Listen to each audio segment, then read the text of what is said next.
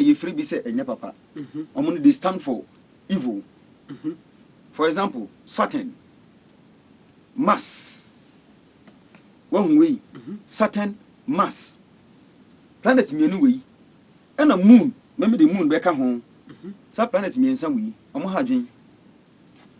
Omo trimwading Saturn de kum nipa. Saturn nam ema nipa enya adwuma. Saturn ema nipa face problems e wo adwuma. Inti se wo bi on the 8 17 26 ah. Okita the number of Saturn. Omo no mu face sa challenges no. And I say obi aye wo na Saturn epeja ne mu. Yo ye no no. Awreho enche na osu. So say identity here. Oyobi a oye labor work wa ye adwumaden yempeja wensi ha empeja wensi ha. Oyobi a oye labor work even if our rimpa o sie adedada e woni hu. Won na oyobi a abrabom chinchin anante de yenka ye humbum ko ye adwuma mboa partnership. Na certain kita we ye kakra bi okita bebre. Na mas kita abortion. Abortion yenye no kwa ho. Abortion 9th 18th 27th abortion. Mas na ne kita dade second inti 9th 18th 27th. Anaso obi a okita ade fa ne say Arian sign. Oh, what to say udwan. Anase bibi to say ebia the sign of the Aka. The friend Sagitta. Se obedi wa wom ahyen so dia anase inyina ho anase tumi a obegina ho sama wa ya the second count 9th 18th 27th second oja won se na de city ade bia shi bia mas na eye second obi a ye twitwa no so ne Saturn ni be shi ofa ako a egina ho ma de friend say chronic illness obeya lesan Nti se we ya Satan we ya mas no mko twempana na mko ware a ani asema ba ma ko be yare eno no ebe depend o baby a say ye wadapa wo ho o mo nya bad kura o tina last me kan say ade papa bia no bone bata ho nti bi wo ho a baby a wo be free na wo su be free aba mba be hia no mo sasa no hia ba Satan ni mas wo ho de american ebi bebem nanso enkoye ade a se mu hia ebe sei ebe cause problems bebre won say ade ntiti nti kuro bia no planet bit say Saturn anase Mars da ho a the characteristics we eba nipa na omoti kuro ni mu no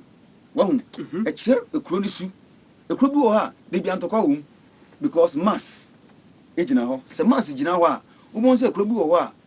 Mars no su yobi a opentokwa 9th 18th 27th okojoin group ana group activities onya peni nchen adom fine but onya adom ni wi a group activities o kira agyan yemfa nti time bia no na kwa ese mamempa ba mamentwe me ho tena nchen na de bisi bia no yen den ensi so oja to ho a enye ye won enu nti obehu se ekro ni mu entokwa we we say manso amenka ne sa ya yakoto we asase Mas yakwa ye we fie yakobubu we fie enti hu sa no hu sa krowi Mas ne dem enti misumi betre mu a I was say mikita Mars qualities anase Jupiter qualities say Mars qualities anase Jupiter quality eno sa quality ni ebeba as a result of a din a odi ama ho anase ye wo sa period ni mu a nti ukotena sa krowi mu a eye oyi ade bia na ekoso little effort na wonya mfaso se wanhu na ukotena kro bia ene wodi ene bo ebrade a opposite me na ada o ubon se obeyi adwuma fine but adwuma no hu de eko Mars eye fire on the jaba ene ti we so kire se so ko start business in a particular period bia sada ne ye adwuma no na wo the date of birth enti no sada no na ebedi saa we na chi saa adane tane no edi na ko brepa ene brebonim brepa ne de mfaso ne beba ba brebone ne ba ni ja tum anase car kwan abeda ho ma yedi ade abedin abedwiri Mars de time bia no so ne de no distraction yem fakru bi te se Accra no ye wo mayira anti eno no be fa akra nko na so de mayira de ba be ka woni unu se akra no kwa yenka creative se papa ko azen ko bo betra na ubi a hyehyehye ubi a hyehyehye sika sebra hyehyehye kuro ne woni din ti se clan ebusuan kase ye wasona ba kwa asona mu a ye wo emusuan nketenkete wase na asona ebusuan no wonsunsanso e wasona fo nyina so ana nketenkete na hyehyem no hyase no so e wo nkronkro different no so obi a so woni de okay nti obetimi asona betimi asona but e bia mmifie e ma e wo a omkola nyina suru bia ne papa ebi a wo de obi a wo papa obi a wo papa ne mum nso ne bi o mo yare medase yare so ne o mu skapa sanso so na kra e won nkra bia e na poku ase mayira enso so won kra bia o poku aso won ne de ha de mayira poku aso fo me ka mayira ho ufiri a o janhia wo so ewodin yesi bia ben won e den etwetwie ha intino se umi kitikitimpu ewunsunsanso wo so a let alone eso e bayo tra wa chen wa wusidan wan kasa ye sa portion mu akra se sidan na tra mu a bon se mo asase e ho na ni sunsanso wo so ana na yese ba bia wo tie no betime ba bi kuro betime ba papa ba bia wo tie no nti wo hu a wahu se okay ebre bone ba yen hwe stars me media madoma chede no when I watch the stars and I look at the position mean say na wa ha nti de wa ha yi eduru ha na se eye me bere bone mu a nyame abo haban se ti haban we foto jam na nhine mpunu ufie epunu ufie a sa sasa na eba no eduru ho a se ebesimpo a na ye 100% a eso beti aye 40% emfa effect kakraka pa bi a be say ade pa ma but ade ne de utwomu tan ubehia Matias pa meti metimi abobbo mo omo a ye wo mo ekuku ni nyina busumi dum ye ni nyina de atu obi ade nro obi akomu de ochiro obi abekum the next 2 weeks obi abekum the next 20 years and apart 8 o'clock abekum it keep repeating itself but nyame ne ye kasa nso enti ase ena broni abe ne se eye bone nko ho yen hwa bi o ti se Accra yen famfi on yen famra mayira ne yen hwe Accra a son 1 C a 3 another C a 3 I can why saying 7 RE 2 saying 9 e kan why saying say 1 10 that's it inti se eye number 10 a si na kire ade a ekosi a enwie na san hyase abie eni awieye gon say that in city sa number 10 nya yaka ho asemi ni nua 19 ni nua ba ko so ye 28 ni nua ba ko so eye 37 sana meso nyina ka bo mo binya 10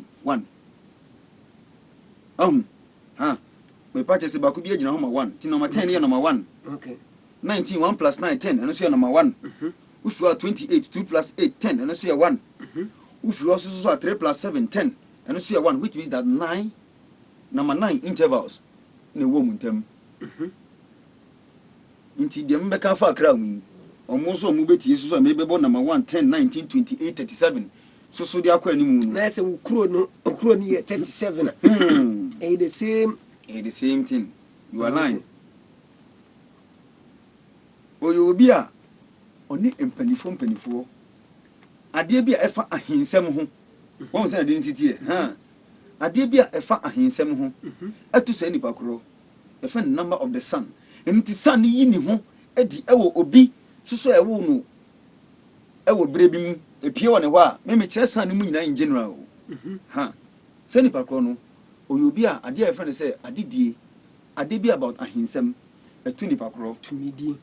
afi soso boshe oh boshe menya ade we yama wo ebi kra nkrata sem bebem ana se bia nkonya na sem ya me kan ni nyina ka boshe no ho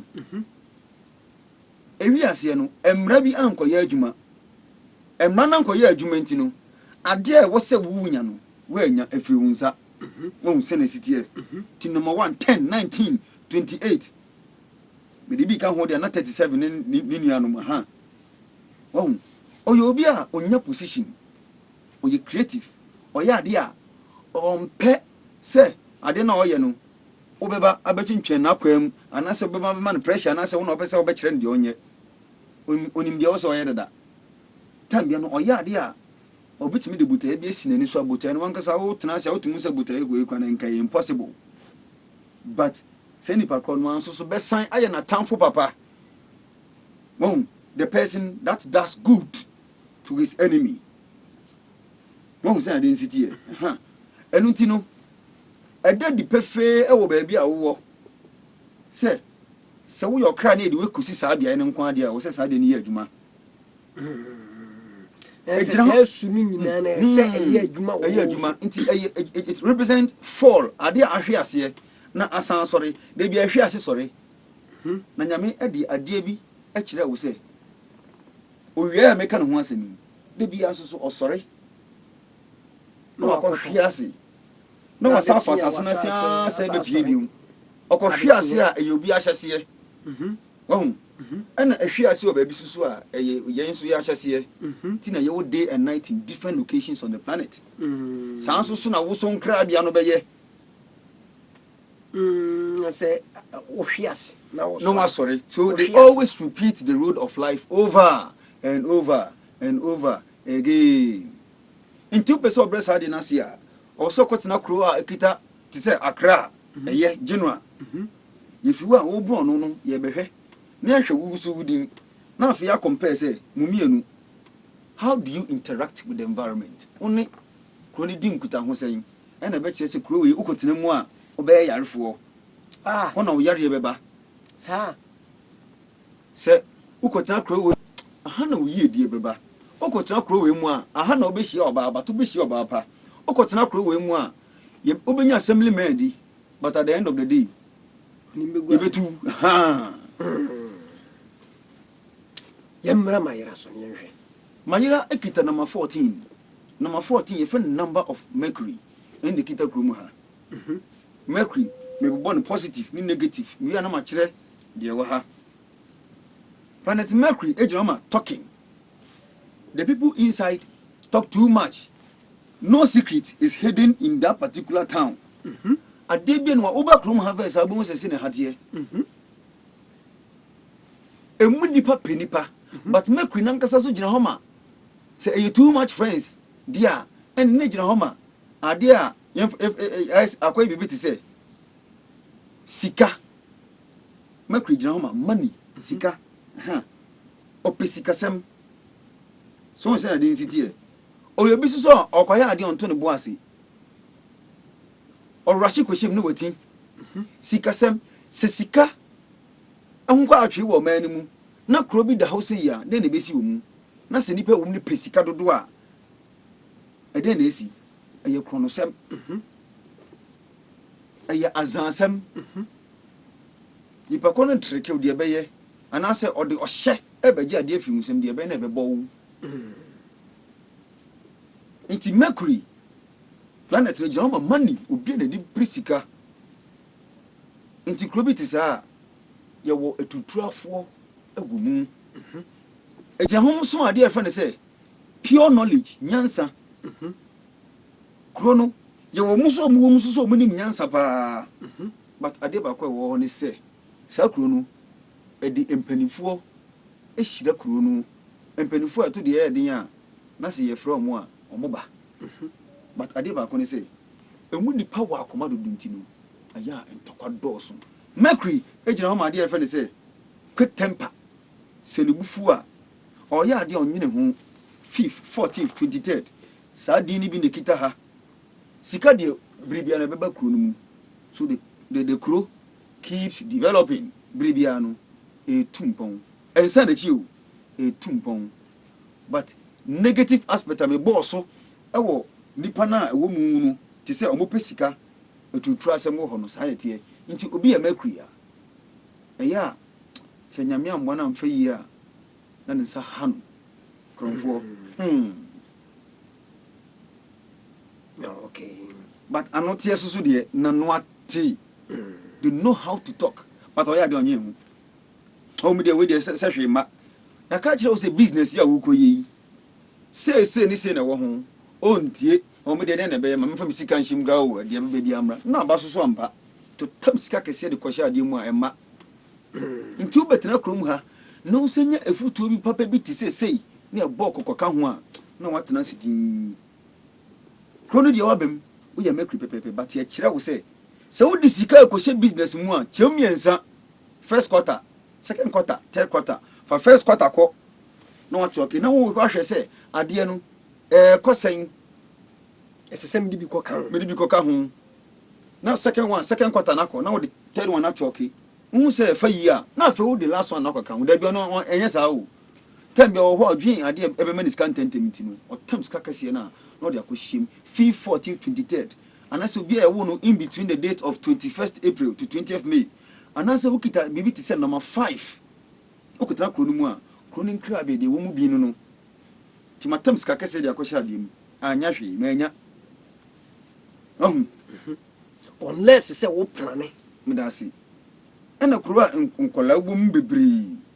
nti wo yobia na wo ho a enkola ben nkola pe wasem enkola asem ene ade afa ne se edwadie marketing nti obi a oye fee 14th 23rd won anase obi a mekri really one house bia they are connected to be afa ne se edwam obi a okodwam market nti ubetra bebi sesei na uye bibi ti se meye marketing bibi about ebi a online marketing na we marketing eye but kind of say enti na futuo so wo ho enti na me the triangle time place and person no ebeto wo ubeti menya right place obe your business ubeti menya right time oh banchi dem mishenu insutobre mu by this time mu a ebebo apa aka person so omo beto so ya zan die awradi nyankopon ne nti ekwa ema nti betra krom ha de wa ha no batade ba ko ne se wankasa so abetena ha no ugye futuo we ya na watena ase okay no wada ho so na wankofum okofum a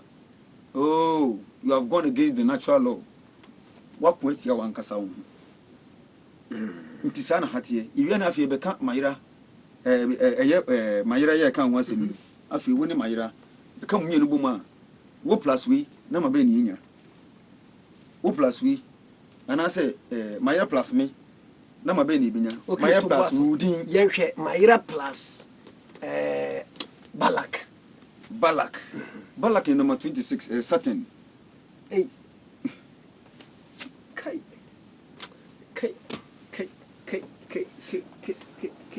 in se balak wa brank manka oh sabe cara se de bia mo pesa mo de na mo de meye and then ye me so number 26 okay yenhwe salifu we asiama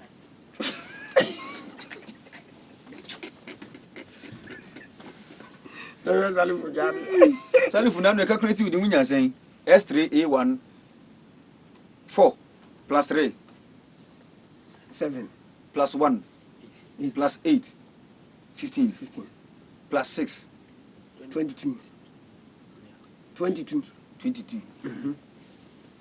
inti Salifu you be on pen one some one side in city but in the plans in stable what you find the end was the last me catch and yanko balaka de one inko pa me place you we on one kasa na sem plan na make na fe na me be ade oh any fa ade ma me ade won 22 and a negative number a positive number okay won obi be kasa number 13 whatever abi nanto wase any number 5 focus mayira oka on mayira bu mu 5 plus 4 is saying Sena Mayra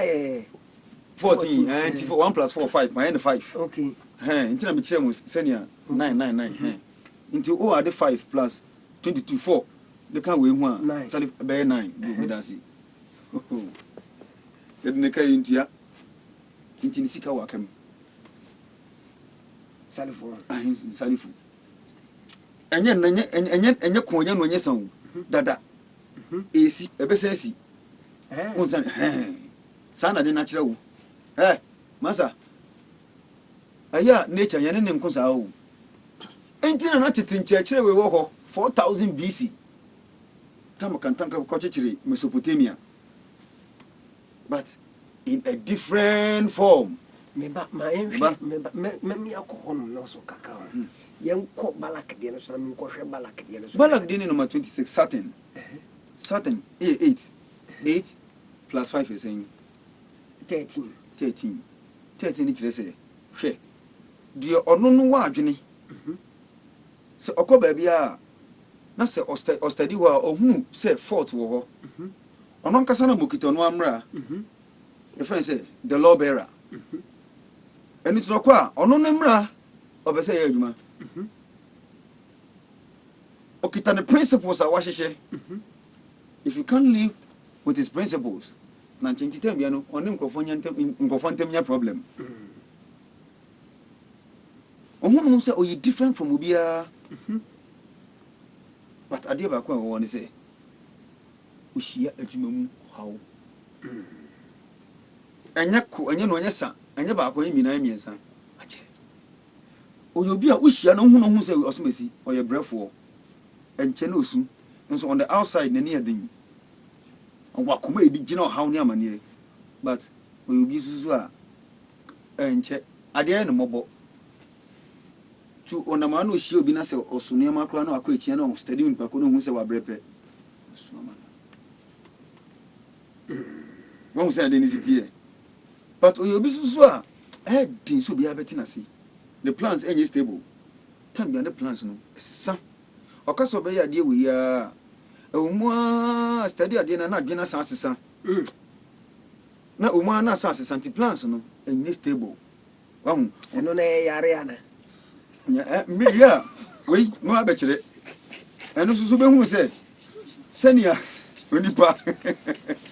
onipa ti si adwuma body ne sɛnea obi asi adwuma woyɛ number 5 a ebi a wo frontal lobe anase ebi a wo temporal lobe ana parietal lobe anase nerves no wo hemfa emu deɛ wɔn na more dominant cerebral cortex brain wo ade ɛfɛn sɛ chemoreceptors baroreceptors sɛnea wo temperature ɛne wakoma esi bɔ sɛnea mogya ne tumika obi a wɔde deɛ ɛkyɛ environment a wo a ebetumi ama blood flow ne obi bi akɔkama ti nyinaa no ɛyɛ ade a die sie nipa abusia ene da ho no mesere mo ene mi bebie fo yin ne de amam wo ba wo kumase ase no kumase wo doma so wo doma no abo ba bi kura wo kumase bia wo asafo na do di na ka ho na afi yare wo ahwe ba bia se ne ko fu bu ho ma ba bi om tete no o body ne zabu zongu so body de ka kweti di na apo program yi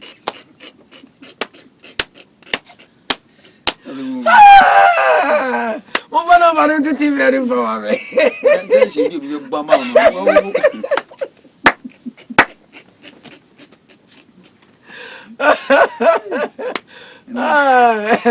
number na TV ni so no ugu so tie atia bobrim